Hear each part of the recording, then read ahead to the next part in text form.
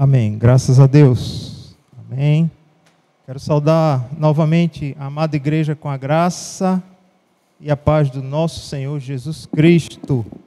Ele que é digno de honra, glória e louvor, majestade pelos séculos dos séculos. Amém, amém, amém e amém.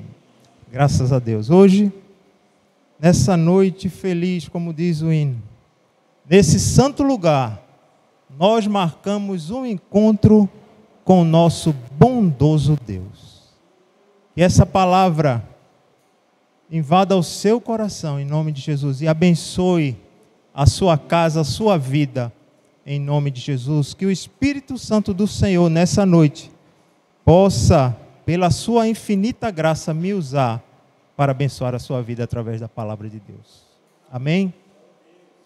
Essa noite eu quero meditar com você sobre o princípio das dores, sobre a tribulação, período chamado tribulação, e sobre a vinda do nosso amado Senhor Jesus Cristo, a vinda do Filho do Homem, diz a palavra de Deus.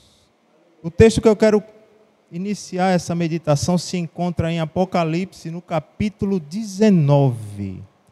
Apocalipse 19, nós vamos ler do 11 ao 16. Amém? Antes eu gostaria de fazer uma oração, pedindo a Deus que direcione essa mensagem. Deus, em nome de Jesus Cristo, Espírito Santo do Senhor, esta é a tua hora, Espírito Santo. Me use em nome de Jesus para abençoar a tua igreja, que não seja o homem, mas o Senhor, que venha ministrar nessa noite a cada coração. Em nome de Jesus Cristo, abençoa a tua igreja pela tua palavra, que possa edificar a vida de cada irmão, de cada irmã que está nos assistindo nessa noite. É no nome de Jesus. Amém. Amém. A palavra de Deus em Apocalipse 19, a partir do 11, fala da vinda, da volta do Senhor Jesus Cristo. Amém? Da volta triunfal do Senhor Jesus. Ainda que o mundo hoje não creia nas profecias bíblicas, naquilo que a Bíblia tem como profecia, daquelas coisas que ainda hão de acontecer, profecias futuras, ainda que o mundo não creia, a palavra de Deus é verdadeira e fiel e há de se cumprir. A meditação nessa noite, eu vou começar com o livro de Apocalipse, no capítulo 19, mas nós vamos meditar no que Jesus profetizou. O homem diz que acredita em Deus, que crê em Jesus, mas não percebe que a cada dia na terra a palavra de Deus tem se cumprido. E Deus profetizou, Jesus Cristo profetizou. Deus usou homens como João, que escreveu o livro de Apocalipse, revelação do Senhor, para orientar a igreja num tempo como o de hoje e deixar você e eu, a sua igreja, guiada e orientada na palavra. Amém? Então o Apocalipse 19, 11 diz assim: vi o céu aberto, isso é a volta de Jesus, e eis um cavalo branco. O seu cavaleiro se chama Fiel e Verdadeiro, e julga e peleja com justiça. No 12 diz assim: os seus olhos são como chama de fogo, na sua cabeça há muitos diademas. Tem um nome escrito que ninguém conhece, senão ele mesmo. Está vestido com um manto tinto de sangue, e o seu nome se chama o Verbo de Deus. E seguiam-no os exércitos que há no céu, montado cavalos brancos, com vestiduras de linho finíssimo, branco e puro. Sai da sua boca uma espada afiada, para com ela ferir as nações. E Ele mesmo, o Senhor, Jesus, o Cristo, Ele mesmo as regerá com cetro de ferro. e pessoalmente pisa o lagar do vinho do furor, da ira do Deus Todo-Poderoso. Tem no seu manto e na sua coxa um nome escrito: Rei dos Reis e Senhor dos Senhores. Amada igreja, Paulo, o apóstolo Paulo, no livro de 2 Timóteo, capítulo 3, que vai do 1 ao 5, Paulo diz que os dias que vivemos hoje foram definidos por Paulo como tempos difíceis. Tempos difíceis. Paulo diz no livro de 2 Timóteo 3, 1 ao 5, ele diz assim: sabe, porém, isto, nos últimos dias, Timóteo, sobrevirão tempos difíceis. 2 Timóteo 3, do 1 ao 5. E ele começa a dar as características dos homens, do ser humano, nesse tempo que vivemos hoje, tempos difíceis. No 2 ele diz assim: pois os homens serão egoístas, avarentos, orgulhosos, arrogantes, blasfemadores, desobedientes aos pais, ingratos, irreverentes, desafeiçoados, implacáveis, caluniadores, sem domínio de si, cruéis, inimigos do bem, traidores, atrevidos, convencidos, mais amigos dos prazeres, amigos do mundo, do que amigos de Deus. Ele diz a Timóteo no 5, tendo forma de piedade, só a casca de piedade, mas negando o poder dela. E ele orienta a Timóteo como orienta a igreja, porque ficou testificado na palavra. Foge também destes. E tem mais. No livro de Romanos, capítulo 1, verso 18, mesmo Paulo, ele diz assim: a ira de Deus, Romanos 1, 18, a ira de Deus se revela do céu contra toda a impiedade e perversão dos homens. Ei, a ira de Deus se revela dos céus contra toda a impiedade e perversão do ser humano, que detém a verdade pela injustiça. Igreja do Senhor, eu tenho visto muito, acompanhado muito, todo o enredo político que acontece hoje no Brasil. O Brasil hoje ele está dividido em meio a essa terrível doença. No tempo em que deveríamos estar unidos, buscando uma solução, buscando o melhor para o povo brasileiro, nosso país se divide. Porque o ser humano, ele busca o poder. Homens que detêm a verdade pela injustiça, hoje no Brasil, uma mentira torna-se verdade. Dizem que a mentira repetida muitas vezes, ela torna-se uma verdade. Eu vejo isso hoje, melhor dizendo, acontecer na nossa nação.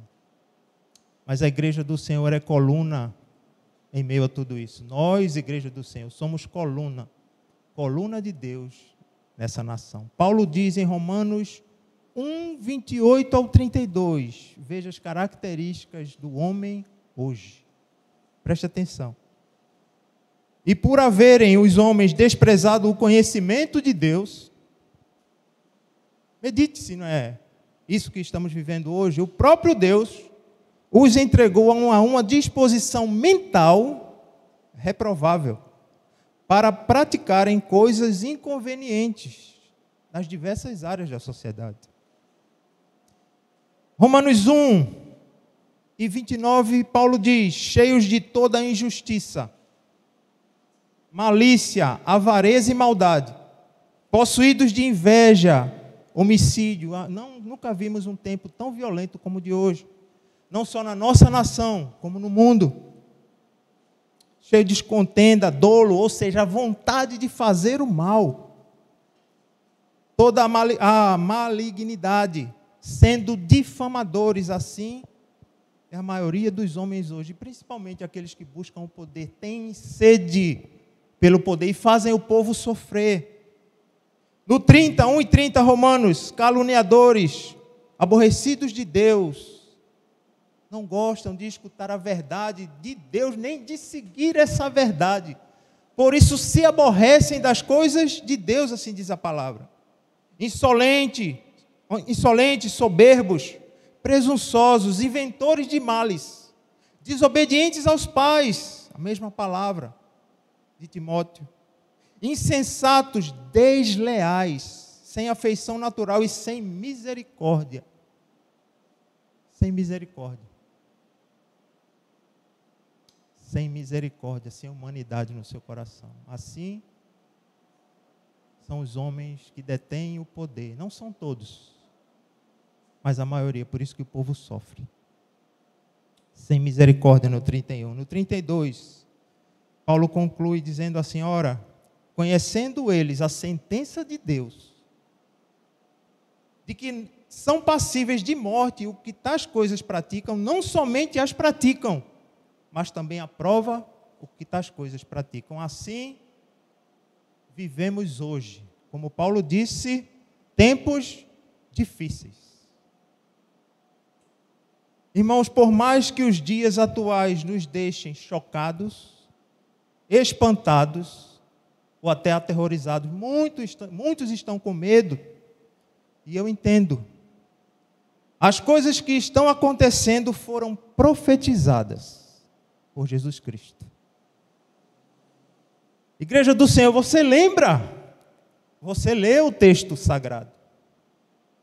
Tudo o que está acontecendo hoje foi profetizado por Jesus.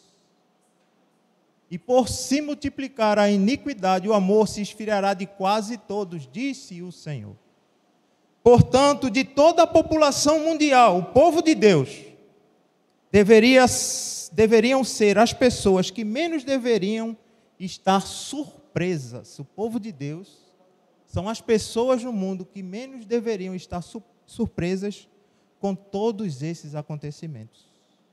No sermão profético do Evangelho de Marcos, capítulo 13, Jesus fala sobre guerra, rumores de guerra, terremoto, fome e perseguição.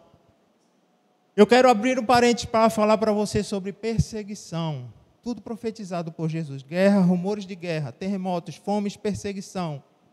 Em 2020, ano passado, 340 milhões de cristãos, sofreram perseguição no mundo. 340 milhões de seguidores de Cristo. Onde está isso, pastor Luciano? No portal Portas Abertas. No ministério Portas Abertas. 340 milhões de cristãos no mundo sofreram perseguição. Isso dados do ano passado, 2020. Talvez na sua cabeça você não tenha noção desse número. Deixa eu dizer a você.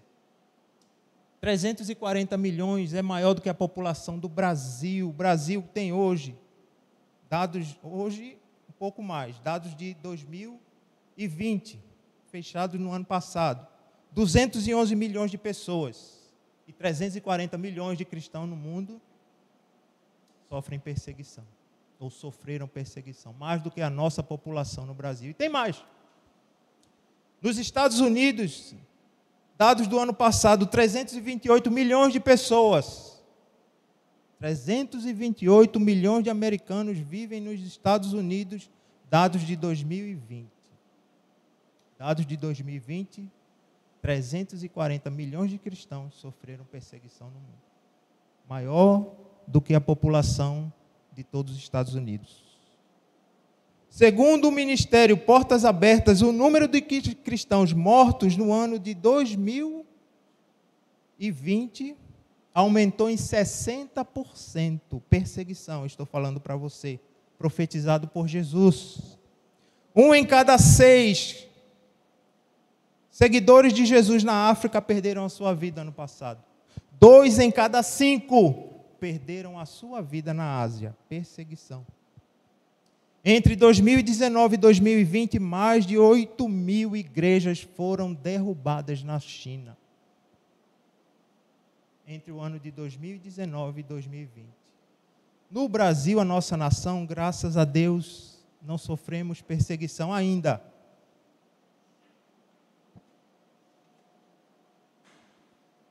Mas você vai ler comigo no Evangelho de Marcos e vai ver que a perseguição vai chegar de todo mundo, inclusive no Brasil. Além de perseguição, o livro de Lucas, capítulo 21, acrescenta epidemias, e vivemos uma epidemia hoje no mundo. Ele diz mais, diz que coisas espantosas e grandes sinais nos céus de Jesus acontecerão. Isso está no livro de Lucas, capítulo 21. No livro de Mateus, no capítulo 24, Jesus diz que seremos odiados de todas as nações por causa do nome dele, do nome de Jesus. Em Mateus 24:6, Jesus diz, é necessário assim acontecer, preste atenção.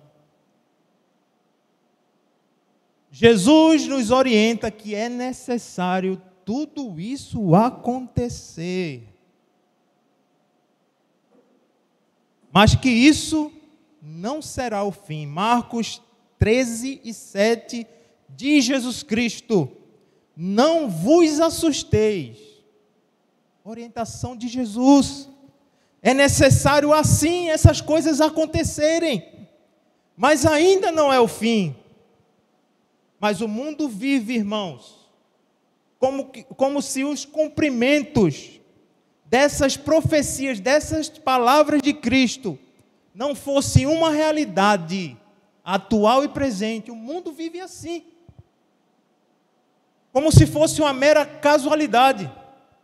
Como se as palavras de Cristo, as suas profecias, aquilo que Ele deixou para orientar as nossas vidas e a igreja, não fossem acontecer. As profecias bíblicas estão se cumprindo a cada dia. Todas as profecias da Bíblia vão se cumprir. Preste atenção. Não ficará de fora nem só uma palavra profética saída da boca de Cristo, nem da boca dos santos profetas, nenhuma. Tudo tem caminhado para um desfecho mundial, conforme nos ensina a palavra de Deus. Mas que desfecho é esse? Que desfecho é esse? A palavra de Deus diz que Deus, Ele tem vários desejos, várias vontades.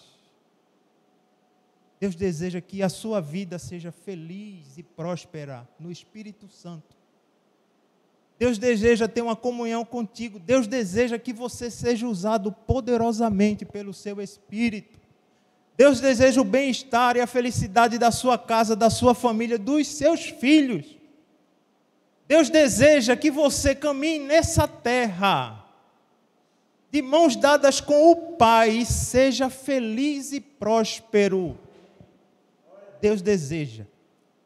Mas tem um desejo na Bíblia que Deus tem e que está intimamente ligado com todas essas promessas ou profecias de Jesus Cristo. 1 Timóteo 2:4 diz que o desejo de Deus é que todos os homens sejam salvos e cheguem ao pleno conhecimento da verdade. O que é a verdade?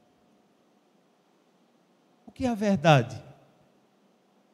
A verdade é que o Filho de Deus, Ele salva, Ele cura, Ele transforma, Ele renova, Ele perdoa, Ele restitui, Ele cura, Ele sara.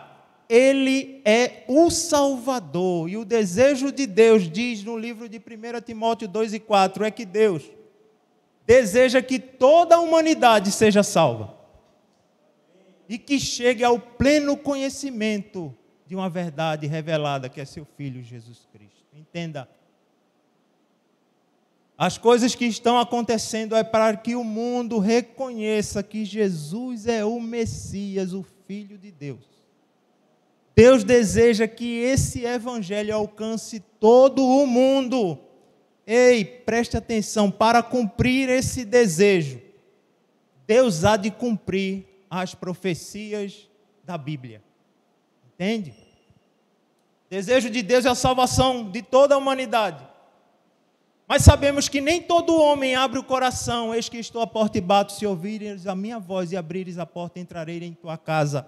Cearei com você e você comigo, mas nem todos abrirão a porta. Para cumprir esse desejo de salvação na vida de todos que abrirem a porta, Deus há de cumprir cada profecia bíblica. Ainda existe povos no mundo que nunca ouviram falar do Evangelho da Graça e de Salvação de Cristo Jesus. Coreia do Norte, fechada para o Evangelho.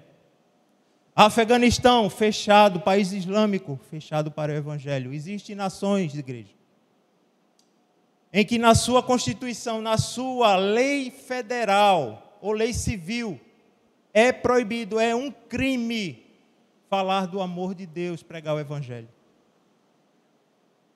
Somália, Líbia, Paquistão, Eritreia, Sudão, Irã, por incrível que pareça, a Índia, um país que tem milhares de religiões, milhares de deuses,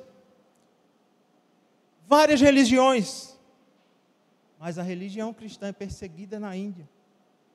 Síria, China, onde é um crime falar de Jesus Cristo. Mais de 8.000 igrejas derrubadas em 2020 na China. O desejo de Deus é que todos os homens sejam salvos, sejam alcançados pelo Evangelho da Graça. O desejo de Deus é que todo homem chegue ao pleno conhecimento da verdade. Para isso, as profecias da Bíblia hão de se cumprir. Mas não só o povo que não faz parte do povo de Israel precisam alcançar essa salvação. A palavra de Deus em Romanos capítulo 11, Apocalipse capítulo 7, fala dos 144 mil, 12 mil de cada tribo de Israel, que serão salvas. Então preste atenção. Não só aquele povo que não faz parte do povo de Israel, mas o próprio povo de Israel que ainda não reconhece que Jesus é o Messias, eles também serão salvos. E é promessa de Deus, é profecia bíblica. Eu convido a você, nessa noite, a meditar comigo sobre o princípio das dores, sobre a grande tribulação e sobre a volta do Senhor Jesus, na Bíblia Sagrada. No Evangelho de Marcos, capítulo 13. Abra sua Bíblia, você que está em casa. Seja abençoado através da palavra. A palavra de Deus diz em João, no capítulo 17, que nós somos lavados para a santidade através da palavra de Deus. Abra sua Bíblia em Marcos capítulo 13. E finalmente essa noite nós vamos meditar naquilo que Jesus nos orientou sobre o princípio das dores, sobre a grande tribulação e sobre a volta do Filho do Homem, Jesus Cristo, a sua segunda vinda. Jesus estava aqui com os seus discípulos na sua última semana aqui na terra. E ele caminhava, a palavra de Deus diz, antes do 13 aqui, diz a palavra que ele caminhava por Jerusalém. Passava pelo templo.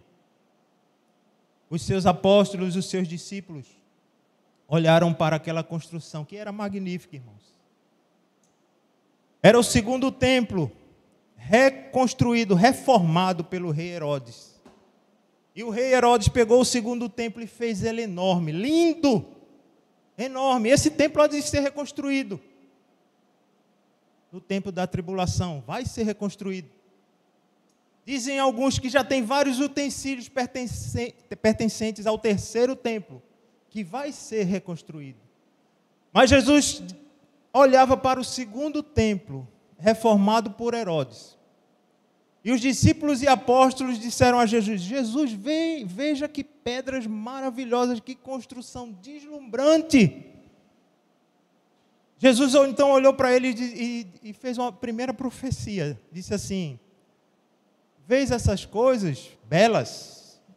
Pois eu digo a vocês que não ficará pedra sobre pedra que não seja derrubada. No ano 70, depois da morte e ressurreição do nosso Rei Jesus, a profecia se cumpriu. O templo foi abaixo e hoje só resta aquele pedacinho de muro onde os judeus, uma das tribos, né?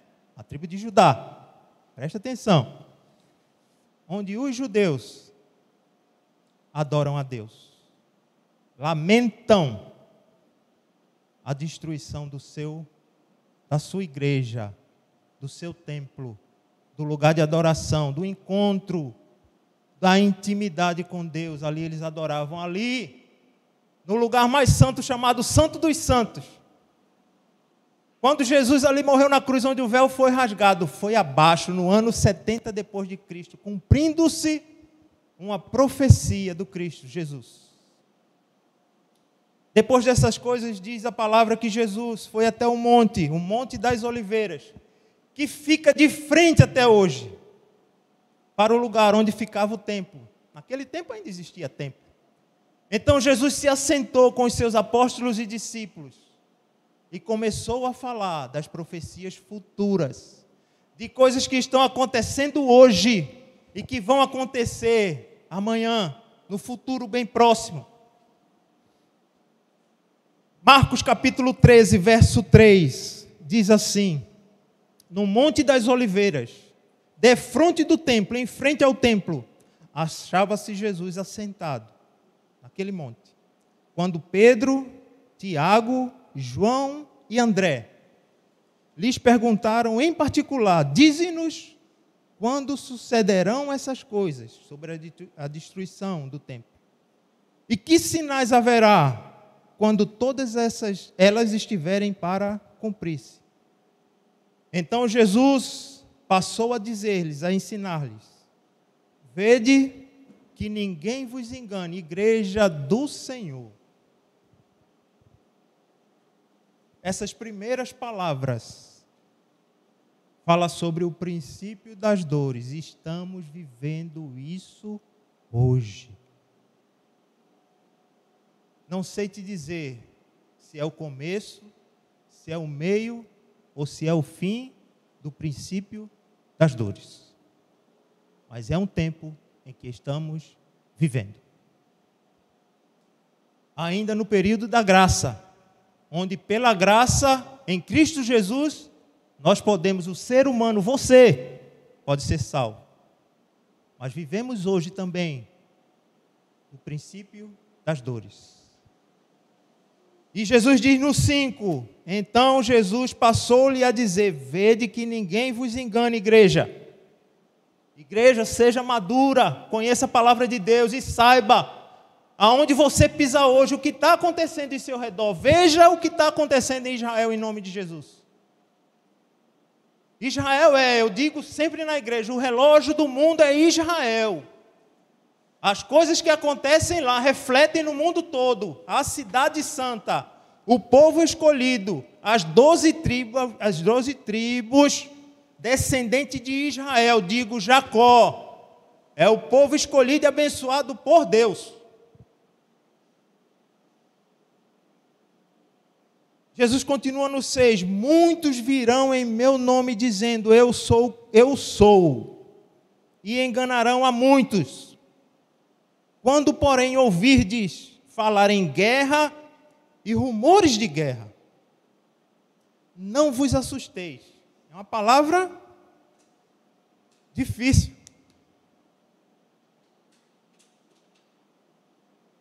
Jesus diz, não vos assusteis. pandemia, não vos assusteis. Por quê? Jesus é com a igreja. Não sou eu que estou dizendo, não é o pastor Luciano que está dizendo. Jesus diz, não vos assusteis.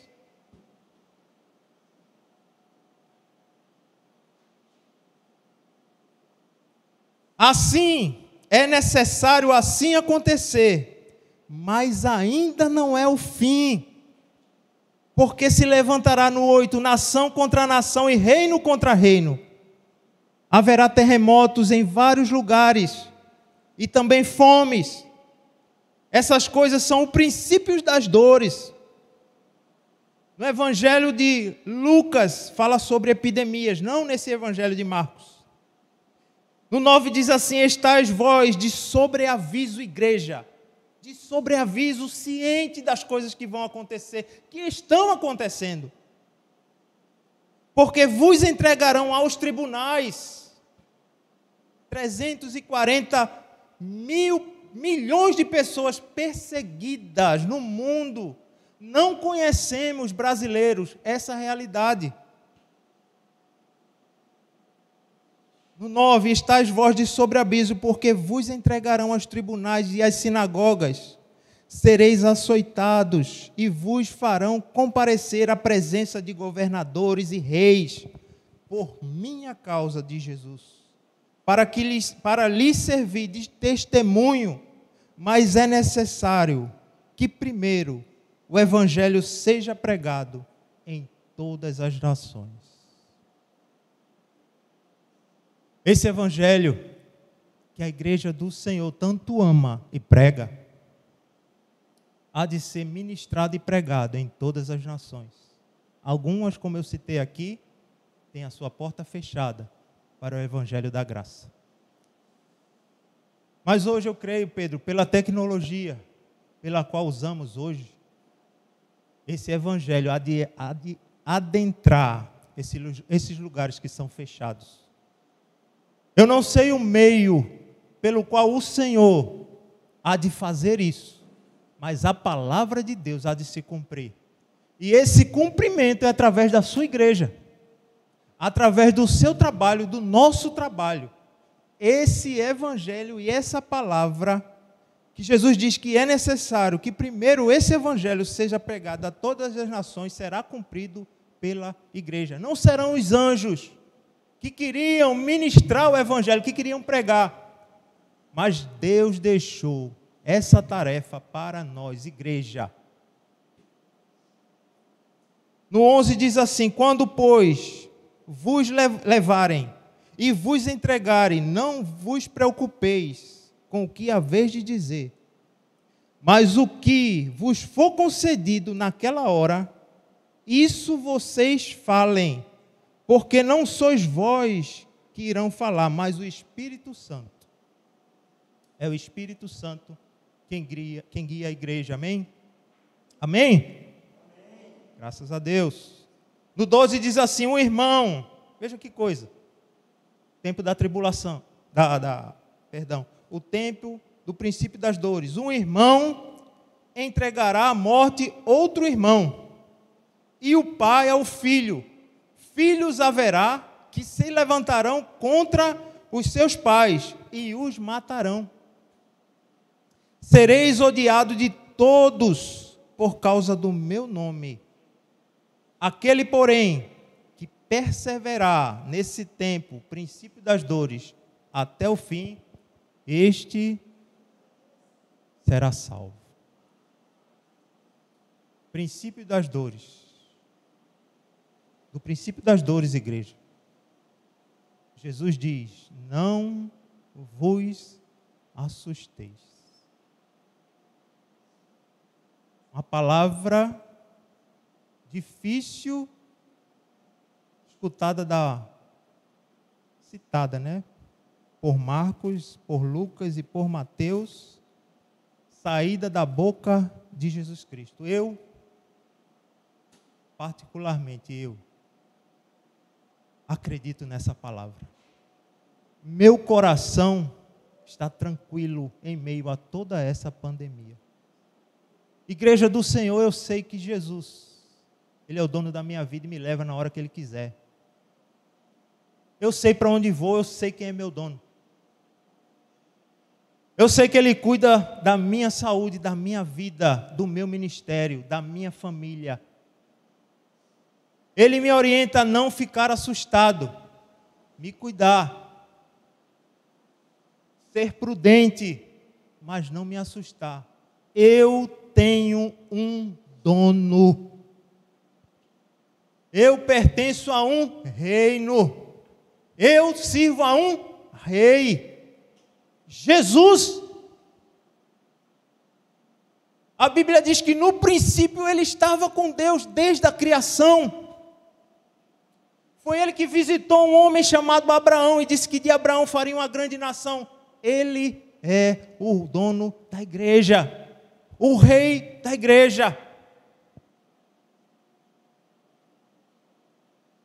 E nesse período chamado princípio das dores, ele pede à igreja, igreja do Senhor, eu estou contigo nesse período de grande lamento, de grande dificuldade, não vos assustei, de Jesus Cristo. Tenha fé. E o que virá depois desse período? A palavra de Deus continua no 14. Abra sua Bíblia, Marcos 13, 14.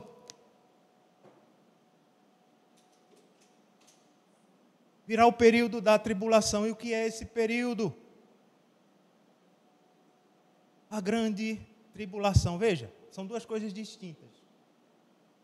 Tribulação e grande tribulação. A tribulação que virá um dia se refere a um período de 7 anos. Está lá em Daniel, está lá em Apocalipse. E a grande tribulação, 3 anos e meio. Está em Apocalipse capítulo 13, verso do 1 ao 5. Apocalipse capítulo 12, verso 6. Tribulação e grande tribulação. O que acontecerá nesse tempo? Quem reinará nesse tempo na terra? Quem governará a terra nesse tempo? Existe uma grande discussão teológica se a igreja passará ou não por esse tempo. Se você procurar textos bíblicos, você vai identificar que a igreja, sim, vai passar por esse tempo. Mas alguns teólogos defendem, usando também textos bíblicos, que a igreja não vai passar por esse tempo. O que eu digo a você e oriento, santo do Senhor, é que se prepare para passar por esse tempo. Tenha uma vida santa e preparada para passar pelos 7 anos da tribulação e pelos 3 anos e meio da grande tribulação. Eu gostaria, antes de continuar no livro de Marcos, ler com você Apocalipse capítulo 13. Apocalipse 13, verso do 1 ao 5. Você na sua casa, você pode abrir Apocalipse, capítulo 13. Fala sobre o governador desse período. Diz assim, Apocalipse 13, no 1. Vi emergir do mar, entenda mar. Apocalipse, quando fala de mar, se refere à população mundial. Vi emergir do mar uma besta, que tinha 10 chifres e 7 cabeças, e sobre os chifres 10 diademas, e sobre as cabeças nome de blasfêmia contra Deus. A besta que vi era semelhante ao leopardo, com pés como de urso e boca como de leão. E deu-lhe o dragão, Satanás, deu-lhe o dragão o poder, e o seu trono e grande autoridade. Haverá uma grande liderança no mundo nesse período, que vai reger as nações, sob o poder e a influência do dragão, Satanás. Então vi uma de suas cabeças como golpeadas de morte, mas essa ferida mortal, ela foi curada. E toda a terra, todos os habitantes da terra, se maravilhou, seguindo a besta. Não todos, não estou falando da igreja, tá? No 4, e adoraram o dragão, Satanás, porque deu a sua autoridade à besta, a grande liderança na terra nesse período. Também adoraram a besta, dizendo: quem é semelhante à besta? Quem pode pelejar contra ela? Foi-lhe dada uma boca que proferia arrogância e blasfêmia e autoridade para agir 42 meses, 3 anos e meio, 42 meses. 3 anos e meio. No 6 diz assim: e abriu a boca em blasfêmia contra Deus, para lhe difamar o nome e difamar o tabernáculo, a saber, os que habitam no céu. Haverá um tempo de 3 anos e meio, onde esse poder na terra chamado de besta, não sei se homem, modelo de governo, não sei, o tempo vai dizer, esse período vai dizer, ele regerá a terra. Mas veja que coisa interessante, Apocalipse também fala sobre a igreja nesse período. Apocalipse 12 e 6, sobre a igreja e o povo de Deus. Também engloba aqui a nação de Israel, que há de se converter. 12, a partir do 1. Viu-se grande sinal no céu, a saber, uma mulher vestida de sol, com a lua debaixo dos pés, e uma coroa de 12 estrelas na sua cabeça. Povo de Deus. Povo de Deus, igreja e o povo de Israel, que há de se converter. Os 144 mil, não sei se é um número literal, ou só uma simbologia do povo de Israel que há de se converter. Eu estou falando Israel, não estou falando judeus, estou falando sobre as 12 tribos. Apocalipse chama ele de o nosso povo, o povo de Deus, de mulher. No 2 diz assim, que achando-se grávida, está falando sobre o advento do Messias, grita com as dores de parto, sofrendo tormentos para dar à luz. Viu-se também outro sinal no céu, e eis um dragão, Satanás, grande, vermelho, com 7 cabeças, 10 chifres, e na sua cabeça 7 diademas. A sua cauda, veja o que ele fez no céu, irmãos, sobre a queda de Satanás e um terço de anjos. A sua cauda arrasta a terça parte das estrelas dos anjos do céu, as quais foram lançados na terra. E o dragão se deteve em frente da mulher do povo de Deus, que estava para dar à luz, a fim de devorar o filho quando nascesse. Nasceu-lhe, pois, um filho varão, Jesus Cristo. Ele saiu do povo escolhido, povo de Deus, Israel. Nasceu-lhe, pois, um filho varão, que há de reger todas as nações com cedro de ferro.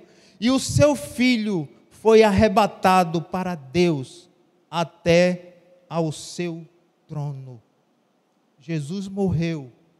Jesus ressuscitou, foi arrebatado aos céus, mas na sua subida, 2 anjos disseram aos homens que estavam olhando a assunção de Jesus Cristo: varões galileus, por que estáis espantados com a subida de Jesus Cristo?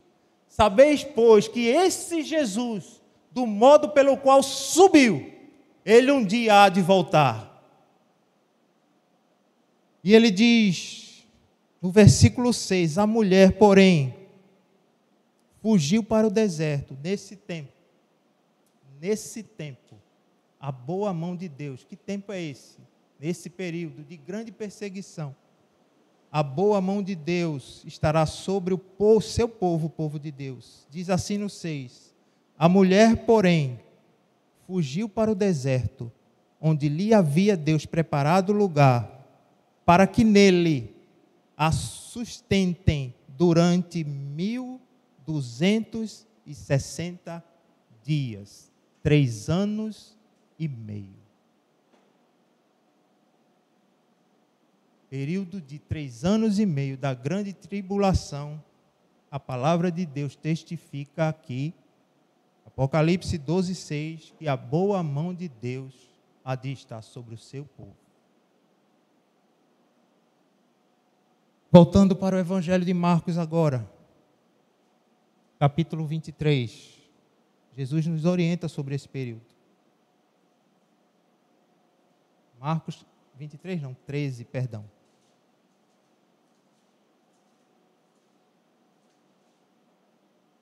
A partir do 14. Quando, pois, virdes o abominável da desolação situado onde não deve estar, quem lê entenda, então os que estiverem na Judeia fujam para os montes.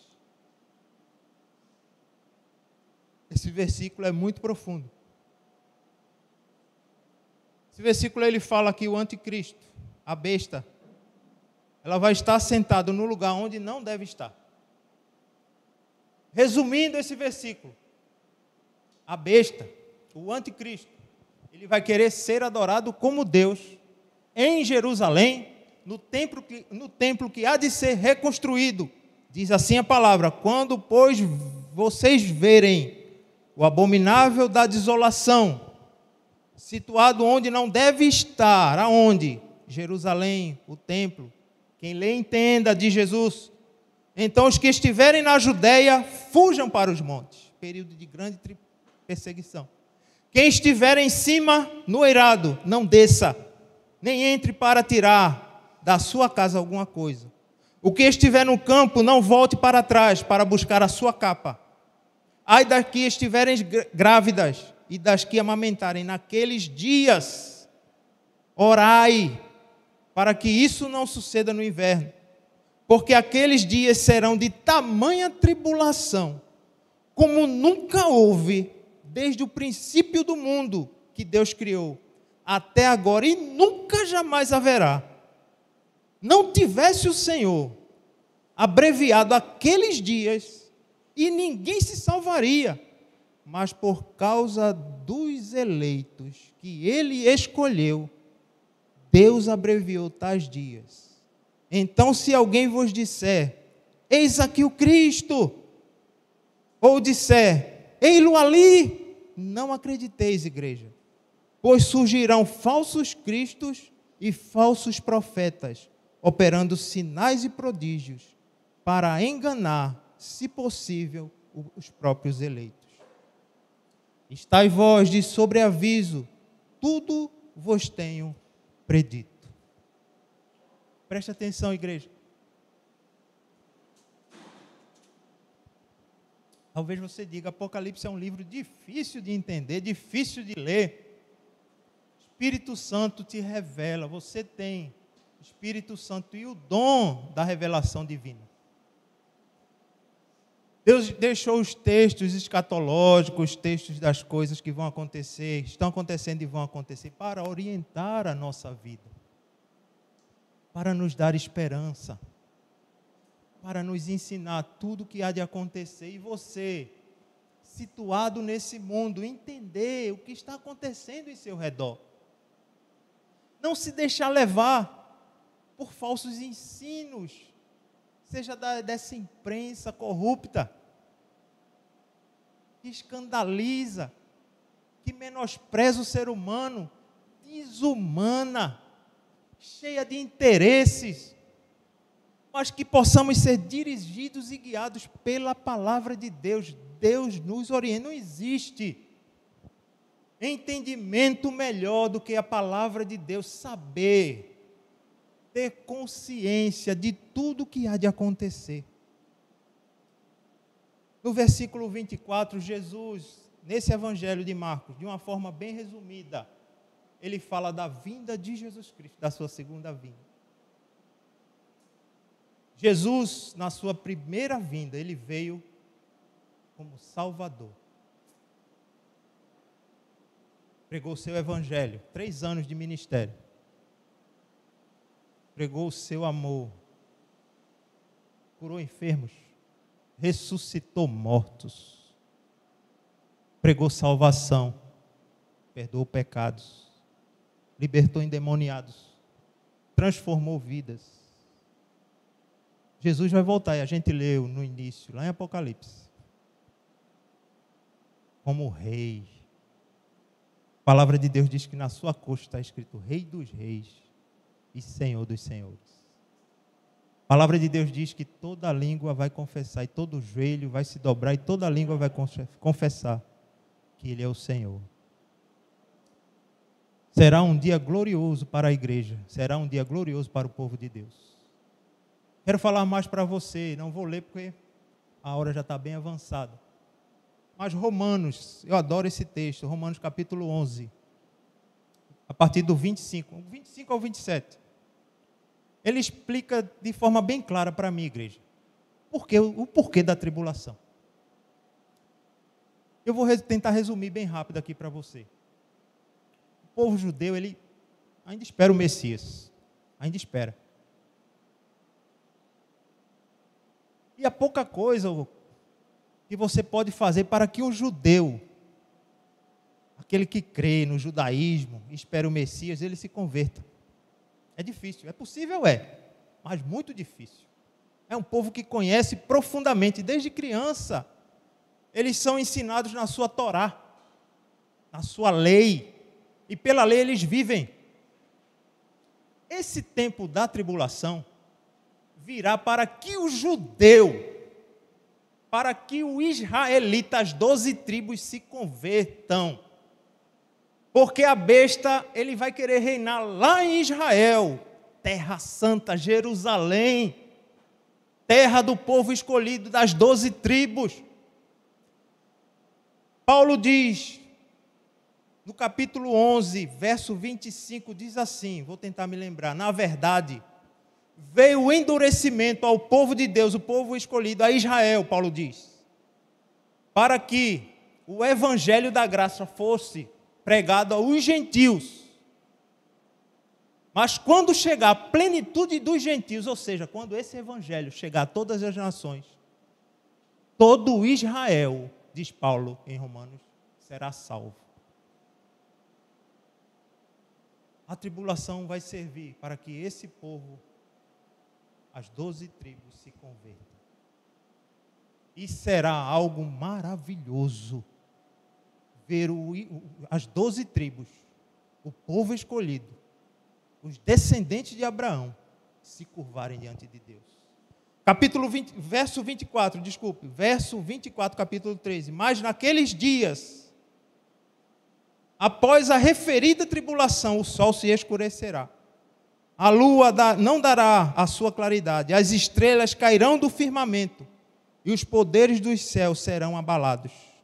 Então verão o Filho do Homem, Jesus, vindo nas nuvens com grande poder e glória.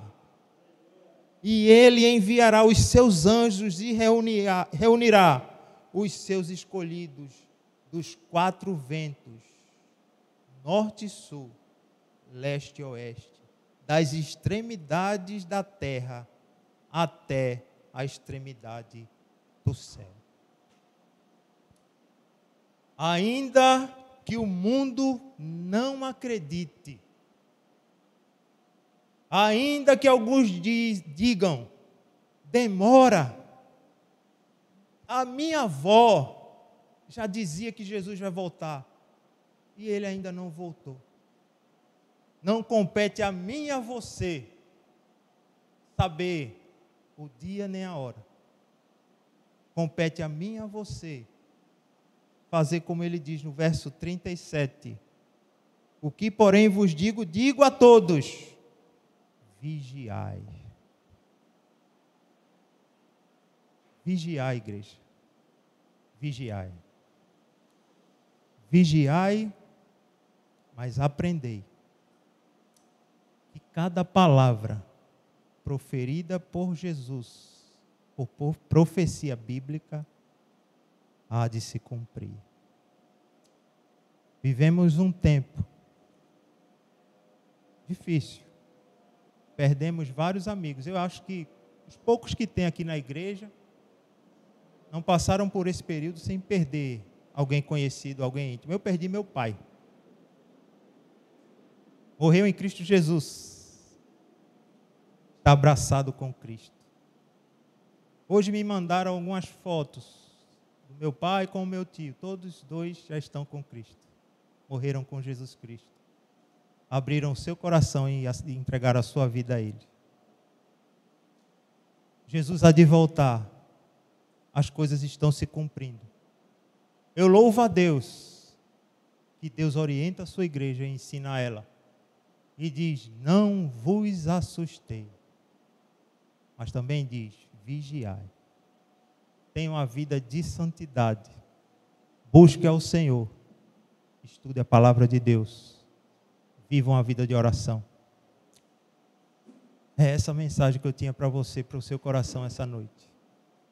Que possamos juntos continuar com fidelidade, sendo uma igreja fiel, crescendo na graça e no conhecimento do nosso Senhor e Salvador Jesus Cristo, sabendo que um dia passaremos ainda por muitas coisas que estão reveladas por profecias do texto sagrado, mas que um dia também o Senhor Jesus há de voltar como grande rei, montado, como diz Apocalipse, no seu cavalo branco, para buscar uma igreja santa, um povo escolhido, separado, para viver eternamente com Ele, na sua glória. Amém?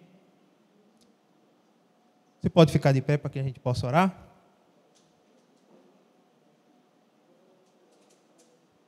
Que essa palavra, em nome de Jesus, possa consolar o seu coração nessa noite. Pai, louvamos ao Teu nome, Jesus. E te agradecemos porque o Senhor tem orientado a Tua igreja. O Senhor não tem deixado a Tua igreja desamparada. Através da Tua palavra, sabemos todas as coisas que hão de acontecer. E o Senhor, diante de tudo isso, diante de todo esse testemunho para o Teu povo, nos diz, vigiai. Vigiai, igreja. Tudo está se cumprindo. A palavra de Deus é fiel e verdadeira. Que possamos, em nome de Jesus, andar confiantes no Senhor. Passando por esses dias, sabendo que a Tua boa mão está a nos proteger de todos esses males. E que independente do que possa acontecer na minha vida amanhã, que a Tua soberania permaneça sobre a minha vida e a vida da igreja. Estar com o Senhor e debaixo da Tua vontade é tudo o que eu te peço, Pai. Portanto, cuida da Tua igreja, no nome de Jesus. Amém. Poder sentar em nome de Jesus. Alguns dos irmãos querem deixar algum aviso? Marcelo? Ninguém? Vou dar os avisos. Isso. Ensaio? Nada. Amém. Então vamos lá. Vinícius, algum aviso, Vinícius? Não? Amém. Pedrão? Pedro? Não? Então, amém, igreja. Então, terça-feira, em nome de Jesus, oração 6h45. Não é isso, Marcelo? A partir das 6h45. Presencial, amém? Então venha para orar conosco em nome de Jesus. Os irmãos estão precisando das nossas orações. Dou graças a Deus pela vida de Jadinho, que está melhorando a cada dia. Deus é fiel e tem ouvido a oração da igreja. Que possamos continuar, você, que possa continuar e eu também, possa continuar orando pela vida de Jadinho, mas pela vida dos irmãos também. Alguns irmãos têm perdido entes queridos, outros irmãos estão com parentes, ou mesmo enfermos, e que nós, como igreja do Senhor, possamos abençoar. Então, terça-feira estaremos aqui, em nome de Jesus, no culto de oração. Na quinta-feira, coenonias, não é isso, Marcelo? Coenonias, participe da sua coenonia. No sábado, a live dos jovens tem sido uma bênção, amém? E que Deus abençoe a vida de Luiz, que tem trabalhado com afinco, junto com os jovens, claro, tem sido uma bênção, né? os cultos de jovens. Então, em nome de Jesus, muita alegria, muita presença do Senhor. Muito bom. Então, participem da live dos jovens em nome de Jesus Cristo. E no domingo, o nosso culto a partir das 18 horas. Não é isso, Marcelo? E não se esqueça de contribuir com as primícias. Amém? Então, abençoe os irmãos. Entregue em nome de Jesus. Se não puder alimentos, né, faça a sua oferta, mas abençoe a vida dos irmãos através das primícias do Senhor. Amém? E não deixe de abençoar a igreja, contribuir com seus dízimos e as suas ofertas nesse tempo no qual a igreja está nos domingos com a porta fechada, né? Deposite a sua oferta em nome de Jesus, e essa oferta é para cuidar da nossa igreja e abençoar a vida dos irmãos, em nome de Jesus Cristo. Amém? Vocês vão louvar ainda? Amém. Então vou orar.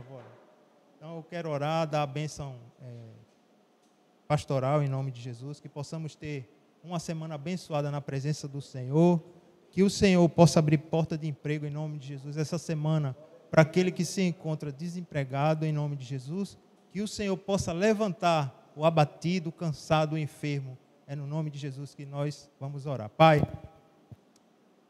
nós abençoamos, Pai, em nome de Jesus, a Tua igreja nessa noite. E te pedimos uma semana cheia da Tua graça, do Teu amor, da Tua unção, Pai, em nome de Jesus.